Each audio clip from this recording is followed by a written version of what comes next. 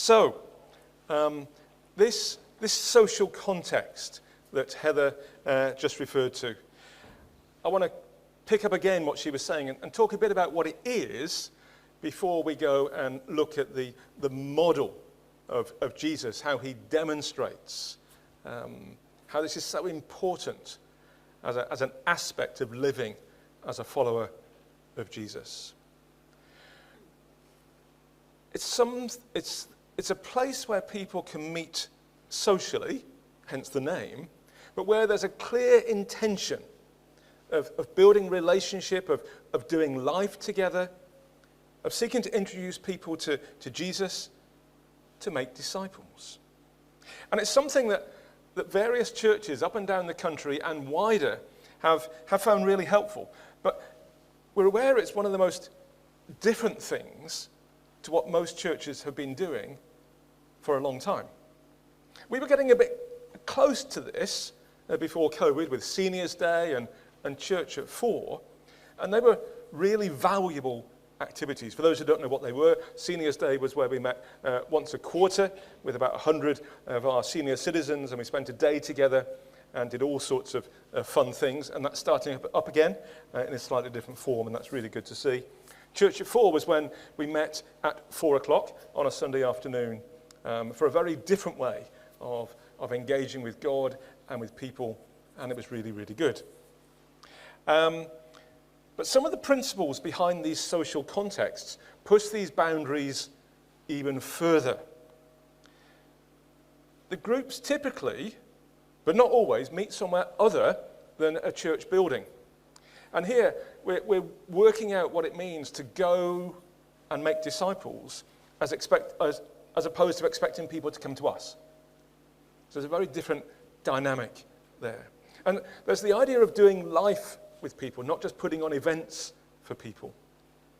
It's about modeling what it means to follow Jesus and to live in relationship with him. It's about bringing God's blessing into situations where people feel at home and are open to building relationships and learning about Jesus.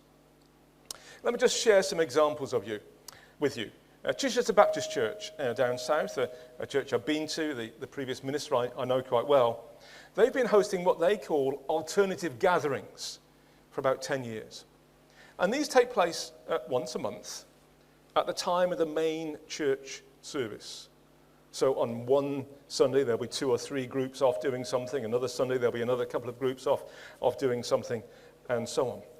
And their range of groups include a group for creative knitting, crochet, and needlework.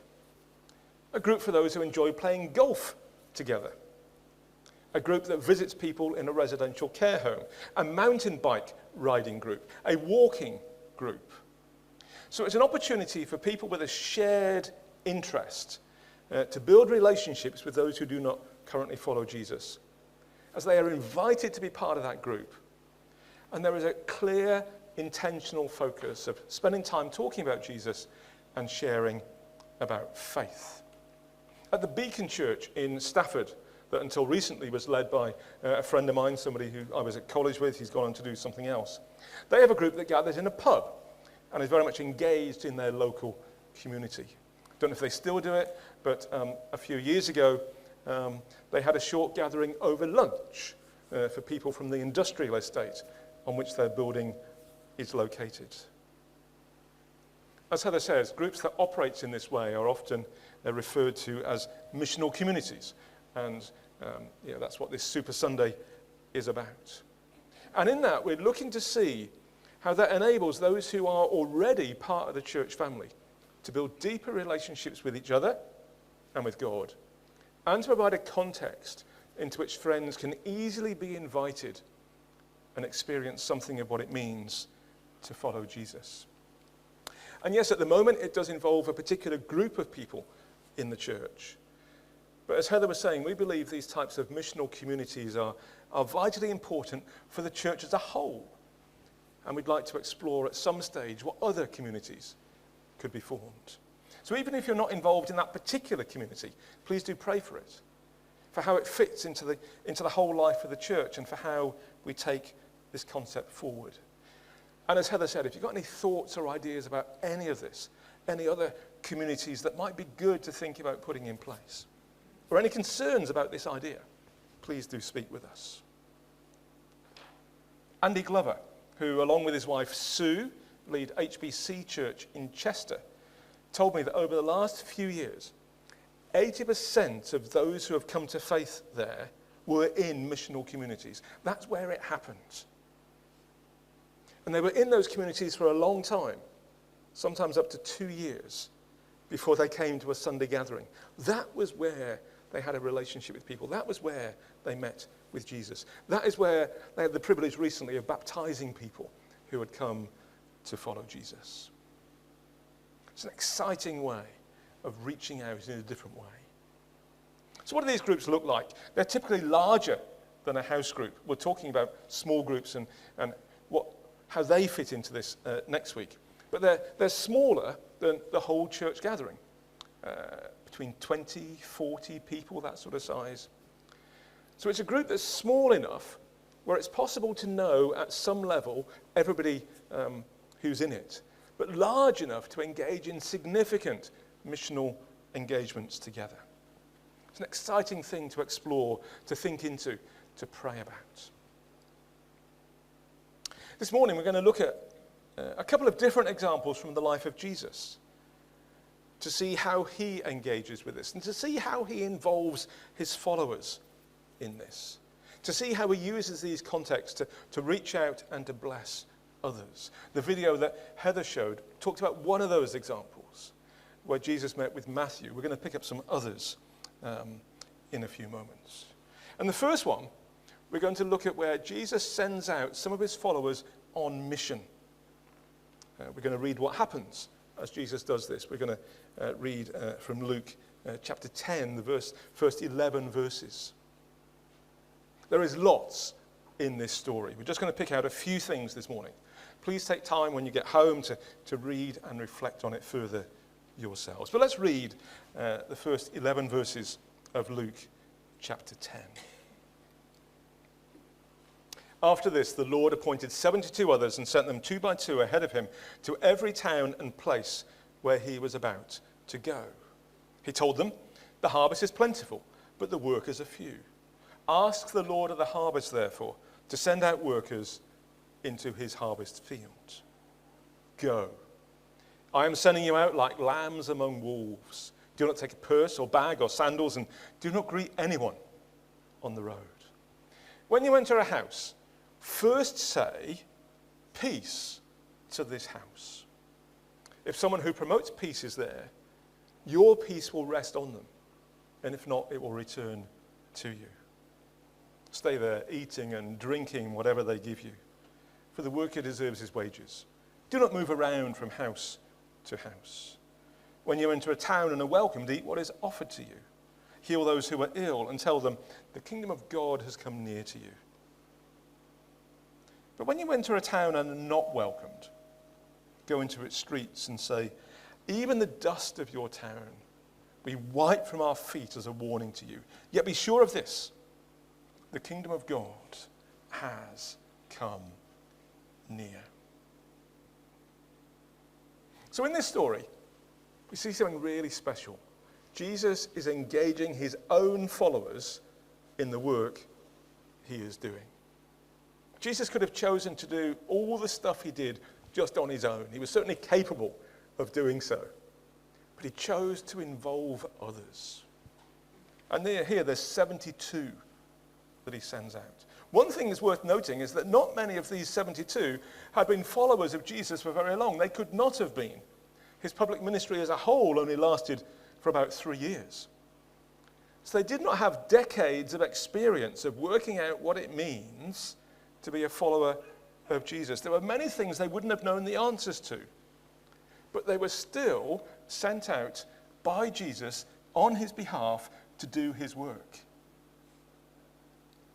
We should be encouraging. We should be expecting everyone to be involved in the work that Jesus is calling to, regardless of how long we have known him, how many questions we don't need the answers to. It's part of who we are as followers of Jesus, whether we've been following him for a week, or for 50 years. So here, Jesus sends a relatively large group of people he was prepared to trust in going out in his name, and he sent them out in pairs. At that time, heralds who had been given a message by someone in authority were often sent out in pairs, and it's possible that Jesus was adopting that practice here. So from that group of people, he sends them out to go into different places and to communicate his message. And this can be a good model in social contexts today, where different people have different gifts and capabilities and are able to take on specific responsibilities, with it all working together to complete the mission of the overall group. So here, Jesus is sending them off ahead of him to prepare the way. He's planning to visit the towns and the villages to which he's sending them, and so they're a form of advance party to speak about Jesus, to explain that he's coming, to prepare people to welcome Jesus and to engage with him. They're going into someone else's context, somebody else's home, somebody else's village, a place where people live, and bringing blessing and the message of Jesus into it. In our day, that could be going into the communities in which we live. It could be engaging with people in the things that they get involved in the social clubs that they're part of, in the activities that are important to them. And one of the things that's so important here is that these people knew that they had been sent. They knew to whom they had been sent. They knew they had a mission. They knew what that mission was. And they knew those who they were working with to carry out that mission. And as I was thinking about this, I thought, wouldn't it be great if, as a church, thanks, Chris, if, as a church, every single person here, everyone on Zoom, everybody who's off engaging in different ways this morning, those who are not here for whatever reasons this morning, if every single person had a clear sense of the mission that they were involved in, where each person knew the people they were trying to reach, the place they were trying to bless, the projects they were part of, and that every single person knew that around them, supporting them, working with them, were others who were excited and passionate about the same mission, the same task that Jesus has given us. There'll be that sense of shared engagement. Even if this group was doing something and this group was doing something else, together we will be doing what God has called us to do. It's one of the things that we believe is so important that we move towards over the next few years, so that we can all play the part we can play in seeing God's kingdom grow in our town. Then there's this idea of a person of peace. Jesus tells his followers to go into a house, and the culture of the day would have virtually guaranteed that they would have received hospitality. That's what happened. And they were to speak words of peace and blessing over that house. We get this in verse 5 of the chapter that we read. And then the key thing that they are to identify is whether there is someone in that house who promotes peace.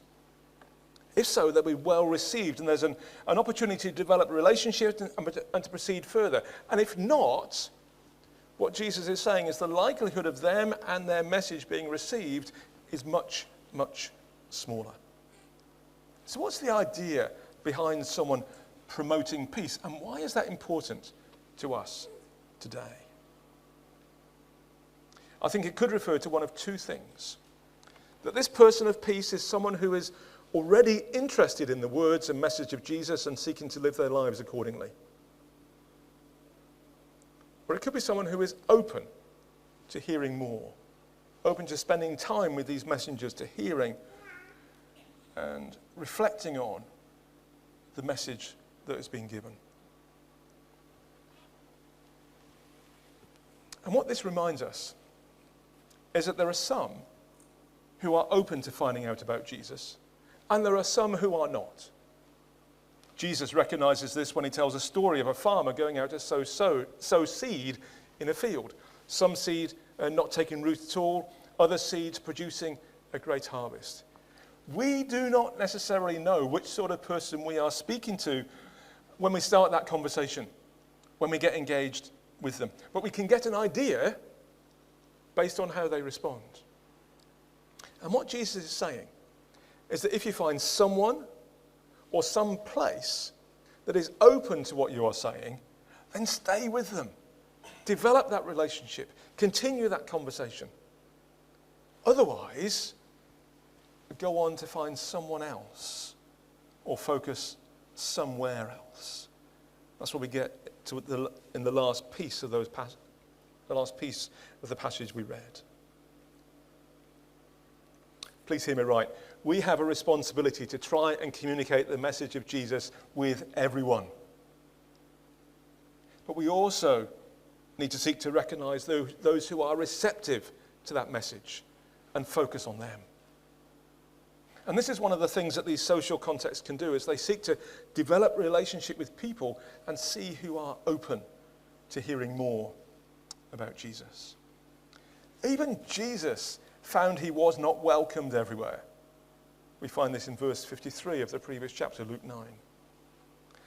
Let's focus our attention where we believe God is guiding us to those within whom his Spirit is already at work. Let's work with God and with what God is doing. There is much more that could be said about this passage, including tracking some of what these sent messengers were able to accomplish and how they rejoiced when they returned to Jesus, how they spoke about the wonderful things they had seen, and how Jesus himself fully shared in their rejoicing. Please do take time to think about that. But we're going to leave that story there this morning and look at another way in which Jesus engaged in a social context. And here, it's somewhat different, where Jesus is joining in with what others are doing. He's not sort of creating an event, or in the previous case, sending people out. He's going and joining in with things that are already taking place. Going to something that someone else has already organized, like the feast that Matthew organized that we saw on that video, where he gets involved, where he makes a difference. And there are a number of examples of this. Here are three. There's Luke 5, 27 to 32, the one that Heather was talking about earlier, where Jesus was a feast organized by Levi. Levi is another name for Matthew. In Luke 7, Jesus having dinner with a Pharisee. In Luke 19, another tax collector, where Jesus goes and spends time with Zacchaeus. And in each one, Jesus is invited into someone's setting. To a party he's thrown with Jesus as the honored guest, to a dinner, or into his house.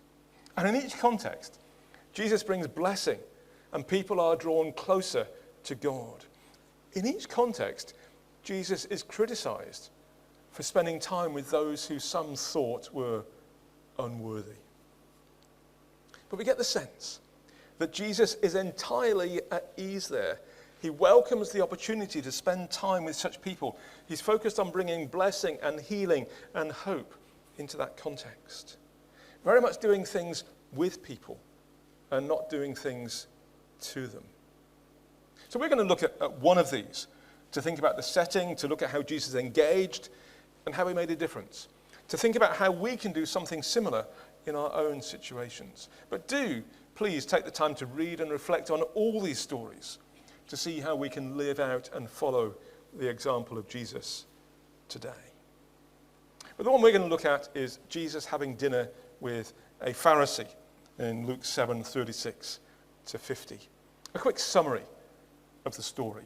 A Pharisee invited Jesus to have dinner with him. While they were eating, a woman who was described as living an immoral lifestyle comes into the room and anoints the feet of Jesus with ointment. This is seen as very wrong by the Pharisee. And Jesus, recognizing that, responds by telling a story about two people. They've been let off paying back their debts, with the idea that the one who'd been forgiven the greatest debt would appreciate it much more. And so Jesus commends the woman and speak words of forgiveness and blessing over her. And his words and actions surprise the other guests and cause them to wonder who Jesus is and what he is doing. It is a strange story. Things that might seem strange to us, things that would have seemed strange to the people at the time. Because Pharisees are often represented as those with whom Jesus was in dispute and disagreement over their understanding of the law and what was involved in being right with God. Sometimes, particularly later on in his ministry, Jesus was very critical of them. But here, the Pharisee invites him to dinner, and Jesus willingly accepts. The Pharisee may have been simply welcoming and honoring a visiting preacher, maybe after a service in a synagogue, or we wanting to see Jesus up close and find out a bit more. What it does show us is that Jesus was willing to go into many different settings, even ones that could potentially be challenging, in order to see God's kingdom grow. No one to be left out. No one to be avoided. We might think it's strange that partway through this meal, a woman just wanders in and gets involved in what is going on. Not something we would normally expect if we were having dinner in someone's house. But in the time of Jesus, these types of events would have been public, with anyone free to go and come and see what was going on. But such a woman, possibly a prostitute, would not have been welcomed. And so it took great courage for her to come and to take on such a central role in the story. But Jesus allows her to touch him. He speaks with her. He ignores all the other guests and focuses on this woman in need who is seeking this chance for a new life. Sometimes when we, or at least when I, find myself in a strange setting, the temptation can be to conform to what is going on around us, to defer to the people who've organised the event. I remember when I was back in Tamworth, I was invited to a Rotary Club dinner. I was there to speak about the work we were doing for the homeless and to encourage a donation from that group to support what we were doing. And it worked, which was really good. But I was aware I didn't know the rules of the evening and didn't know many of the people. It wasn't really a problem, as most of the time Joe and I were just sitting at a table with a group of people, chatting and eating. We knew how to do that. But a lot of the things that were going on, the actual events of the evening, were foreign to me. I didn't understand what they were talking about. And the easy thing was just let it all happen, and I did what I was there to do, and it was all fine. But in this type of setting, Jesus normally seems to make a difference. He changes the conversation. He changes the focus. He causes people to think about things differently. He asks questions that are difficult to answer to encourage people into God's kingdom. He is disruptive. They go into many different situations, to events and activities that are being organised by others, and to bring God's changing presence into those contexts. I get the sense that if Jesus spent much time in one of these settings without doing something to move forwards the kingdom of God, he would have seen it as a wasted opportunity. So what does this mean for us? It's a challenge for each one of us individually as we go into different situations this week. Are we looking for those opportunities to change the conversation, to change the focus, to do something of kingdom value? Something to think about and to pray into. But our focus today is doing things as part of a wider group, as part of a group of people who've come together with a shared passion to make a difference for Jesus. And one of the things that can make these types of groups really effective is finding things that are already going on, getting involved, and then making a kingdom of God shaped difference. This can be worked out in lots of different ways. Choosing to go litter picking around an area, which can often provide an opportunity to explain to the local residents why we're doing it and inviting them to join in. And it's great to see that one of our house groups is planning on doing this.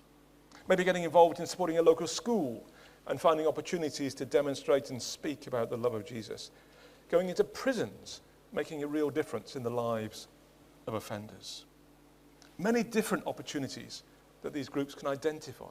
can get involved in and make a difference.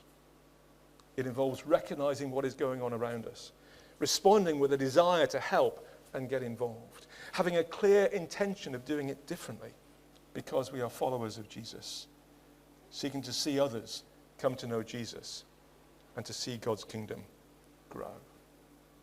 Great opportunities for us all to get involved in being blessings, and something we want to continue to explore and encourage and develop in the months ahead. And a challenge for each of us to reflect and to pray into. Is this the sort of thing I want to be involved in? Where could I make a difference? Who could I do it with? So please do think, please pray, please explore, please talk with us about what it means for us each to be living in these types of community.